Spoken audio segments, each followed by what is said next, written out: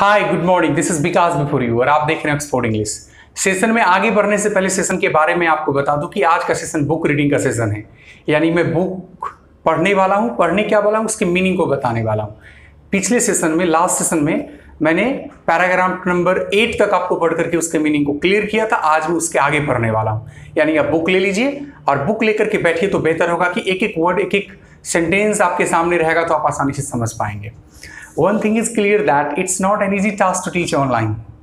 As I teach in offline, it's, I think, the best process to teach. Because in offline classes, you are against me, you are sitting against me, you are before me, and that time there is a big interaction.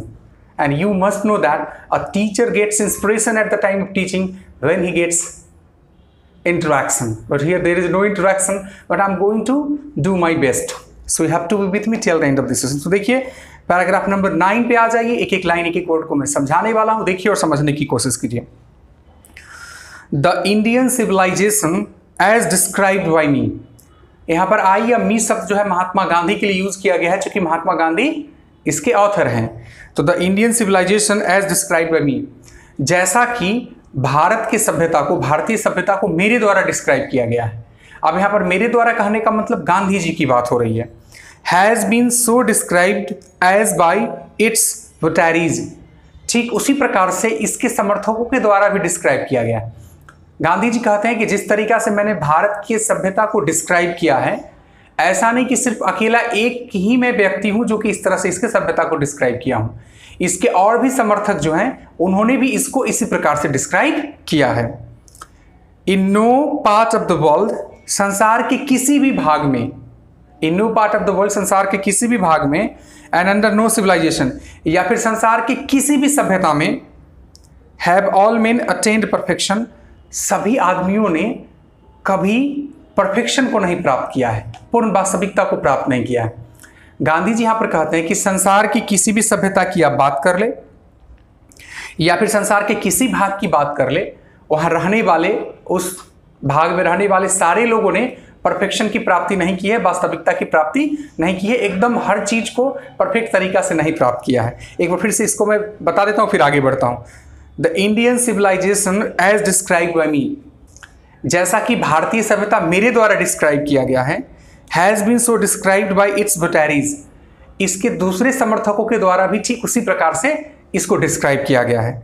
In no part of the world and under no civilisation, संसार का कोई भी भाग हो या फिर कोई भी सभ्यता हो, have all men attained perfection, सभी मनुष्यों ने परफेक्शन को प्राप्त नहीं किया है। The tendency of Indian civilisations is to elevate the moral being, भारतीय सभ्यता की जो प्रारूपता है, उसकी जो टेंडेंसी है, उसकी जो मनोवृत्ति है, वह क्या है?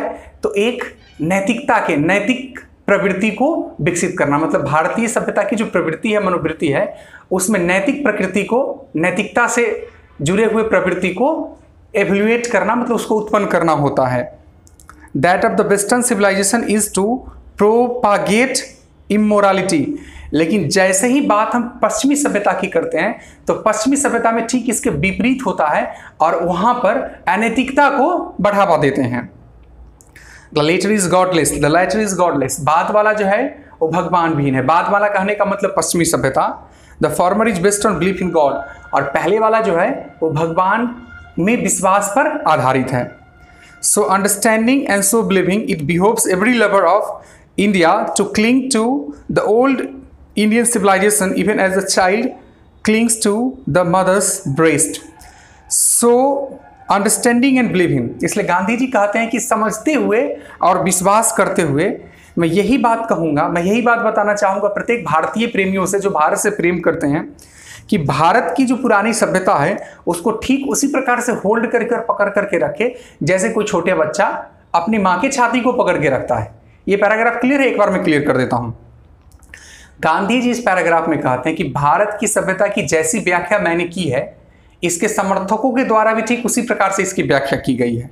संसार का कोई ऐसा भाग नहीं, संसार का कोई ऐसा सभ्यता नहीं है जहां पर हर व्यक्ति जो है, प्रत्येक व्यक्ति, सभी व्यक्तियों को परफेक्शन प्राप्त हुआ हो।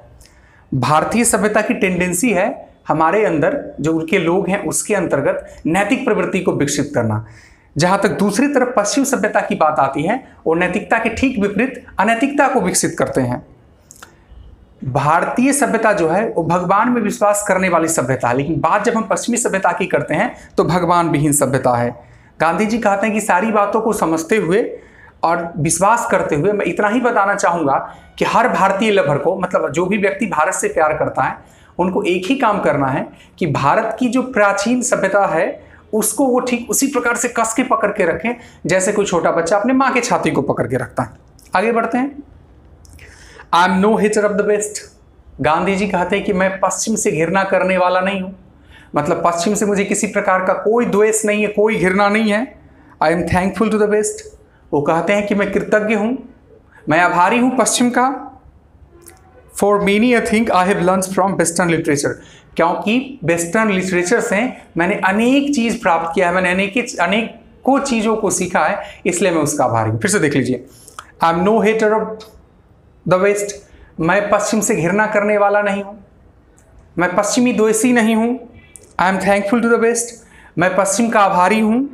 For many I think I have learn from western literature, क्योंकि वेस्टर्न लिटरेचर से, वेस्टर्न साहित्य से, पश्चिमी साहित्य से मैंने बहुत कुछ सीखा है। But I am thankful to modern civilisation for teaching me. और मैं आधुनिक सभ्यता का भी आभारी हूँ मुझे सिखाने के लिए। भाई क्या सिखाने के लिए?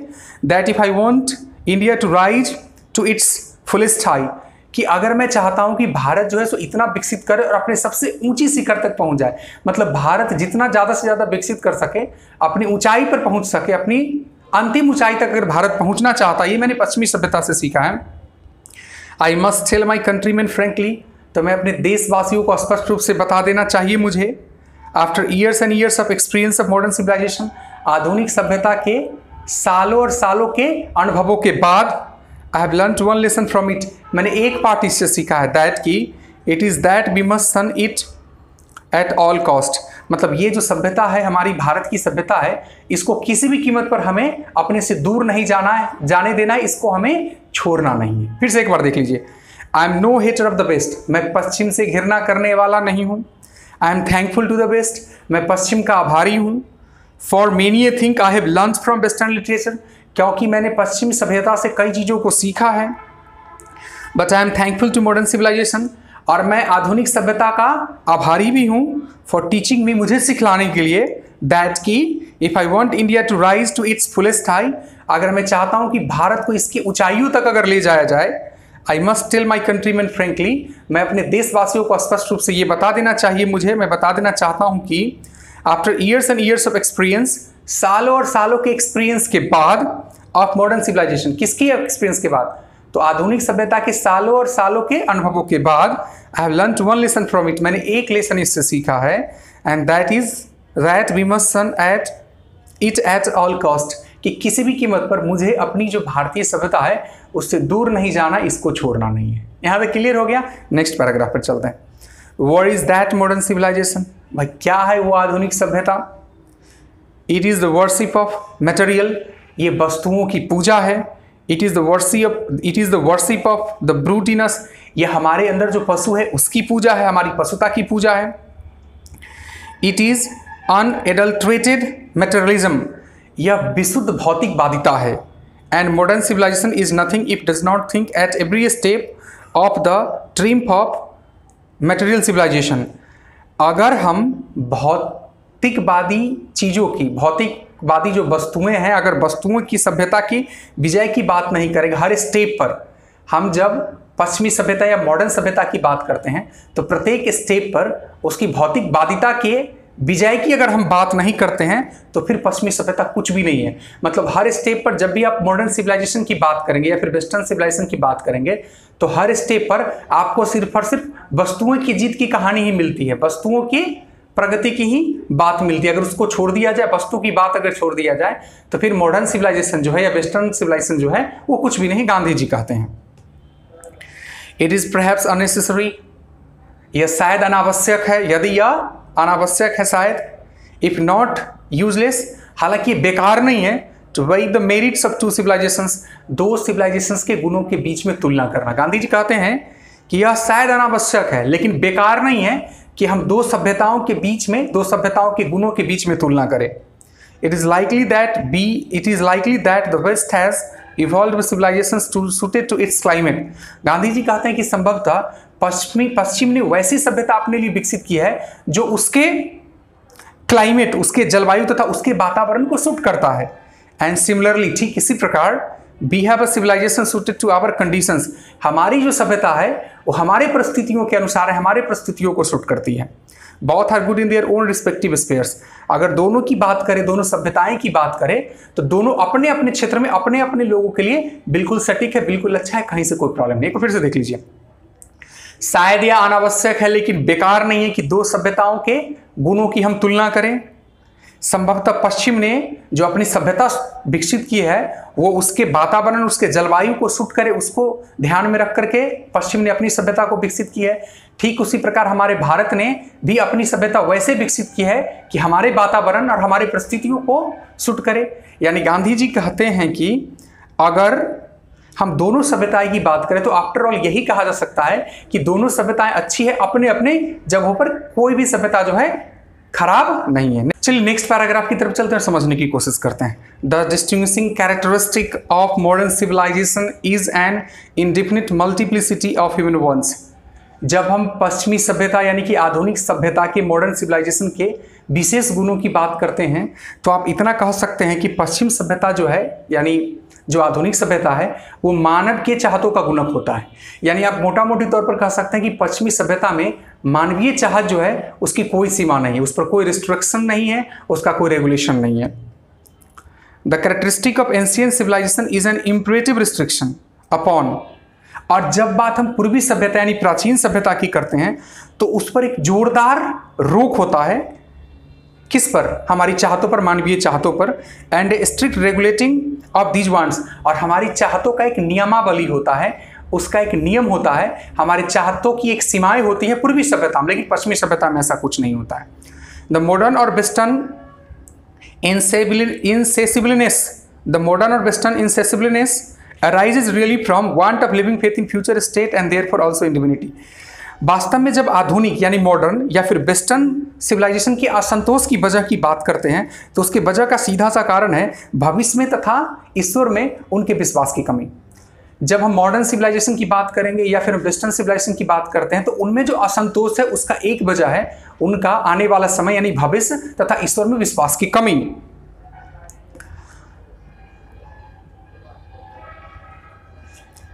The restraint of ancient or Eastern civilizations arises from a belief, even in spite of ourselves, in a future state and the existence of divine power। लेकिन जब बात हम प्राचीन एवं पूर्वी सभ्यता के संयम की बात करते हैं तो प्राचीन एवं पूर्वी सभ्यता में संयम इसलिए बना हुआ है क्योंकि सभ्यता के अंतर्गत भविष्य की परिस्थिति तथा ईश्वर की शक्ति में विश्वास है। मतलब भविष्य की परिस्थितियां और ईश्वर की शक्ति में विश्वास की वजह से पूर्वी सभ्यता का जो संयम है अभी भी बना हुआ है। Often in spite of ourself, जो कि हमारे अंदर ही होता है, बाहर से कुछ नहीं होता है।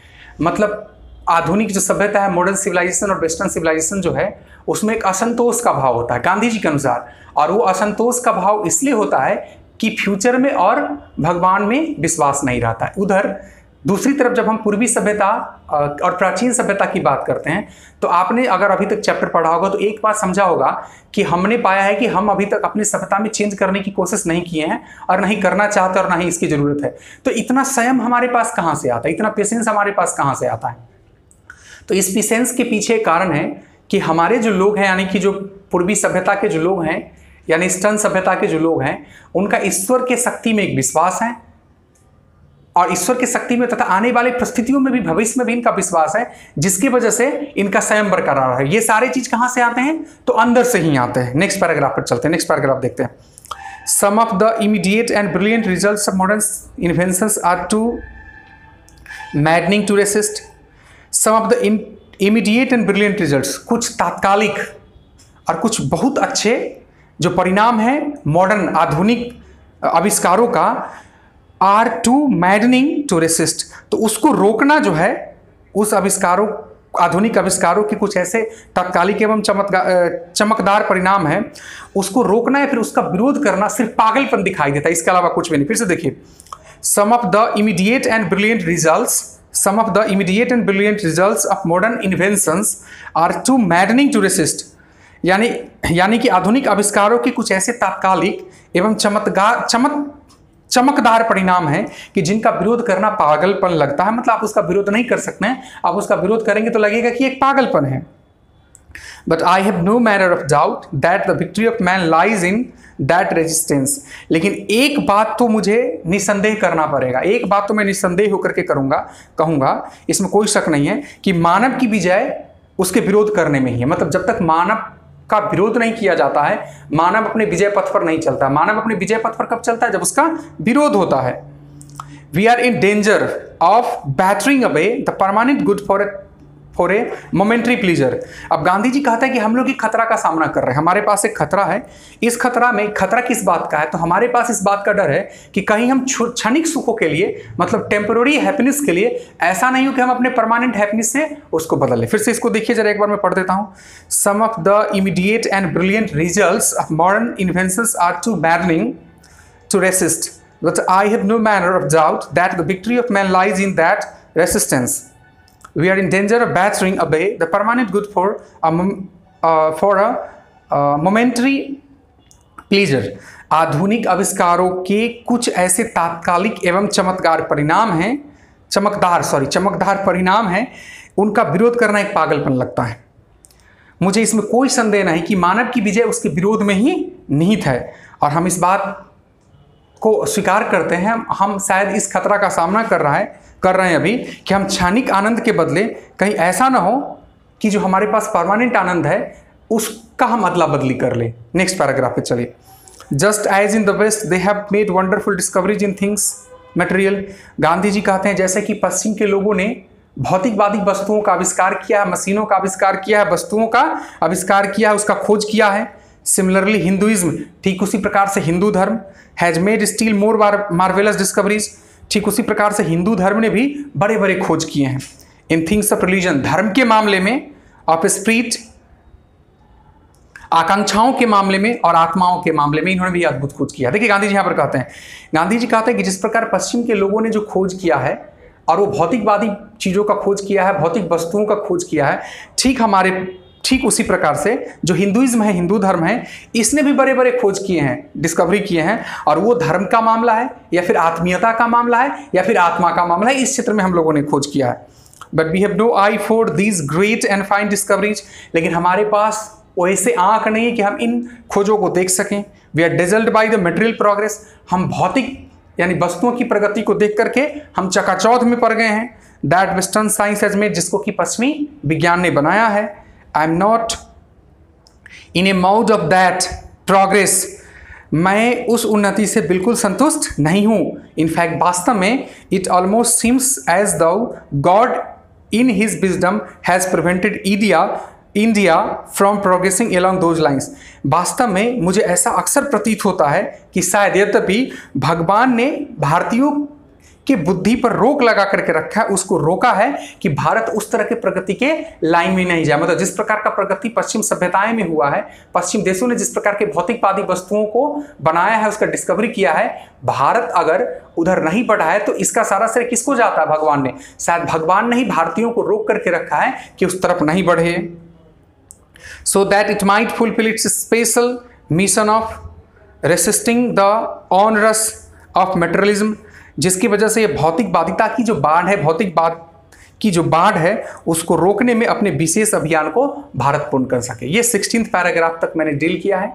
नेक्स्ट क्लास में, नेक्स्ट सेशन में मैं इस पूरे चैप्टर के ट्रांसलेशन को एंड करूंगा। लेकिन एक बार मैं चाहता हूं जितना मैंने अभी पढ़ा उसको हिंदी में थोड़ा सा आपको बता दूं, एक बार दिखा दूं, ताकि आपको ध्यान में पूरी बातें सेट हो जाए। गांधी जी कहते हैं कि भारतीय सभ्यता को जिस तरह से मैंने व्याख्या किया है, ठीक उसी तरह से इसके दूसरे समर्थकों ने भी इसकी व्याख्या की है। संसार में कोई ऐसी सभ्यता नहीं है, संसार में कोई ऐसा जगह नहीं है जहां सारे लोग जो है परफेक्शन को प्राप्त करते हैं। भारतीय सभ्यता की जो टेंडेंसी है वह है हमारे अंदर नैतिक प्रवृत्ति को जागृत करना, जबकि पश्चिमी सभ्यता की बात हम करते हैं, वेस्टर्न सिविलाइजेशन की हम बात करते हैं, तो उसका ठीक विपरीत है। वह अनैतिकता को ज़्यादा बढ़ावा दिया जाता है। वेस्टर्न सिविलाइजेशन और मॉडर्न सिविलाइजेशन जो है वो भगवान विहीन है, जबकि जो पूर्वी और प्राचीन सभ्यता है यानी ईस्टर्न और जो एंशिएंट सिविलाइजेशन है ये भगवान में विश्वास के साथ वाला सभ्यता है। गांधी जी कहते हैं कि सारी बातों को समझते हुए और विश्वास करते हुए भारत के लोगों को, भारत से प्रेम करने वाले लोगों को एक ही बात बताना चाहता हूं कि आपको इस सभ्यता को ठीक उसी प्रकार से पकड़ के रखना है जैसे कि एक छोटा बच्चा अपने माँ के छाती को पकड़ के रखता है। गांधी जी कहते हैं कि वो पश्चिम से घृणा नहीं करते हैं, पश्चिम से घृणा करने वाले नहीं हैं, वो तो पश्चिम के आभारी हैं। पश्चिम के आभारी इसलिए हैं क्योंकि वो कहते हैं कि पश्चिम की सभ्यता ने उन्हें बहुत कुछ सीखने का मौका दिया है। और मैं यानी गांधी जी कहते हैं कि गांधी जी वे कहते हैं कि वे आधुनिक सभ्यता के भी आभारी हैं क्योंकि आधुनिक सभ्यता ने भी उनको कुछ सिखलाया है। गांधी जी के अनुसार वो कहते हैं कि मैं चाहता हूं कि भारत अपनी एकदम बिल्कुल पूर्ण ऊंचाई तक, भारत जो अपने शिखर तक पहुंचे, भारत अपनी सफलताओं के शिखर तक पहुंचे, इसलिए वो देशवासियों से फ्रेंकली कहना चाहते हैं कि वो कहते हैं कि मैं सालों और सालों के आधुनिक सभ्यता के अनुभवों के बाद मैं कहना चाहता हूं कि मैंने एक ही लेसन सीखा और वह कि किसी भी कीमत पर भारतीयों को भारत की सभ्यता से अलग नहीं होना, इसको नहीं छोड़ना है। आधुनिक सभ्यता क्या है? क्या यह भौतिकवाद की पूजा है? क्या यह हमारे अंदर जो पशुता है उसकी पूजा है? यह बिल्कुल यानी विशुद्ध भौतिकवाद है। ये आधुनिक सभ्यता जो है, अगर हम प्रत्येक पद पर, प्रत्येक कदम पर, प्रत्येक पद पर सिर्फ भौतिकवाद की विजय की बात नहीं करे, विजय की कहानी को छोड़ दे, तो फिर आधुनिक सभ्यताएं कुछ बचता ही नहीं है, वेस्टर्न सिविलाइजेशन कुछ बचता ही नहीं है। वो कहते हैं कि शायद ये अनावश्यक है परंतु बेकार नहीं है कि दो सभ्यताओं के मेरिट्स की तुलना की जाए। उनका कहना है कि शायद पश्चिम ने अपनी सभ्यता अपने वातावरण और परिस्थितियों को ध्यान में रख करके बनाया, ठीक प्राचीन सभ्यता जो हमारी सभ्यता है, पूर्वी सभ्यता, इसने अपने वातावरण और अपने परिस्थितियों को ध्यान में रख करके बनाया। उनके अनुसार कोई भी सभ्यता खराब नहीं है, सभी सभ्यता अपने अपने जगहों पर अच्छे हैं। पश्चिमी सभ्यता की जब सबसे मूल विशेषता की बात करें तो पश्चिमी सभ्यता की सबसे मूल और सबसे प्रमुख विशेषता यह है कि इसमें मानवीय चाहतों का गुणक होता है, मतलब मानवीय चाहतों का कोई सीमा नहीं होता। इस सभ्यता के अंदर मानव की चाहते हैं जो लगातार बढ़ती रहती हैं। दूसरी तरफ जब पूर्वी सभ्यता की बात करें, ईस्टर्न सिविलाइजेशन की बात करते हैं, तो इसमें मानवीय चाहतों का एक लिमिट होता है, उस पर एक रोक होता है, उसका एक रेगुलेशन होता है। गांधी जी कहते हैं कि पश्चिम सभ्यता में अस्थिरता का कारण है कि वहां भगवान की शक्ति में लोगों की विश्वास की कमी है तथा भविष्य में आने वाली परिस्थितियों में भी लोगों की विश्वास की कमी है, जिसकी वजह से पश्चिम सभ्यता में एक अस्थिरता बनी रहती है। जबकि पूर्वी सभ्यता की जब बात करते हैं तो हमारे अंदर अपने आप उत्पन्न होता है, हमारे अंदर ही है आने वाले भविष्य की परिस्थितियों में विश्वास तथा भगवान में जो हमारा एक विश्वास है, जिसकी वजह से हमारा जो स्वयं है अभी तक बरकरार और हम अभी तक कोई परिवर्तन के बारे में नहीं सोच रहे हैं। गांधी जी कहते हैं कि कुछ आधुनिक आविष्कार जो कि तात्कालिक और चमकदार हैं, उनके परिणामों को देख करके लगता है कि अगर उसका विरोध किया जाए तो ये पागलपन है, इसके अलावा कुछ भी नहीं है। लेकिन गांधी जी एक बात को और स्वीकार करते हैं कि मानव का विजय जो है उसके विरोध में ही निहित होता है। और गांधी जी कहते हैं कि आज हमारे ऊपर एक खतरा मंडरा रहा है, ऐसा ना हो कि हम क्षणिक सुख के लिए, थोड़े देरों के सुख के लिए हम अपने हमारा जो परमानेंट सुख है उसको ना कहीं हटा दे और हम क्षणिक सुख से हमारे परमानेंट सुख को ना कहीं एक्सचेंज कर ले। गांधी जी कहते हैं कि जिस प्रकार पश्चिम के लोगों ने मशीनों या वस्तुओं का अद्भुत आविष्कार किया है, हमारे पूर्व के लोगों ने भी धर्म संबंधी चीज़ों का, आत्मा का या फिर आत्मीयता जैसी चीज़ों का भी आविष्कार किया, लेकिन हमारे पास उनको देखने के लिए आंखें नहीं है, हमारे पास उतने महान और सुंदर खोजों को देखने के लिए आंखें नहीं, हम इन आंखों से उन खोजों को नहीं देख सकते हैं। गांधी जी कहते हैं कि विज्ञान ने जो भौतिक उन्नति की है हम उससे भ्रमित हो गए हैं और मैं उससे संतुष्ट भी नहीं हूँ।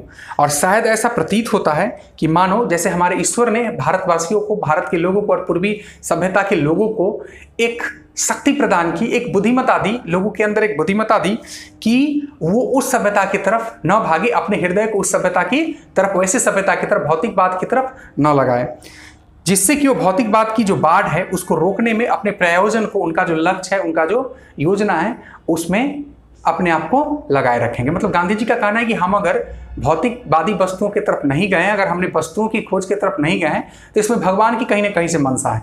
शायद भगवान ने हमको बुद्धि दी है जिसकी वजह से हम उन खोजों की तरफ नहीं गए और हम धर्म और धर्म से संबंधित चीज़ों की तरफ या आत्मा या फिर भगवान की खोजों की तरफ अपने समय को लगा। ये कहीं ना कहीं भगवान की तरफ से इशारा है, भगवान ने ही हमें बुद्धि दी है। ऐसा इसलिए हुआ है कि भौतिकवाद का जो बाढ़ है, उस भौतिकवाद के बाढ़ को हम किसी भी तरह से रोकने में अपने विशेष अभियान को पूर्ण कर सके। तो मैंने पैराग्राफ नंबर 16 तक अभी पढ़ा दिया है। कोशिश कीजिएगा समझने की, कोशिश कीजिएगा तो समझ में आएगा। क्योंकि ऑफलाइन क्लास में एक एक लाइन को लिख करके एक एक वर्ड की मीनिंग को बतला करके मीनिंग को डिस्क्राइब किया जाता है, वो संभव नहीं है ऑनलाइन। लेकिन जितना भी हुआ मैंने कोशिश किया, देखिए समझिए, और फिर नेक्स्ट सेशन में मिलते हैं तो इसके आगे की चीज़ों को करेंगे। तो आज विकास कुमार को इजाजत, फिर मिलते हैं अगले सेशन में, तब तक के लिए।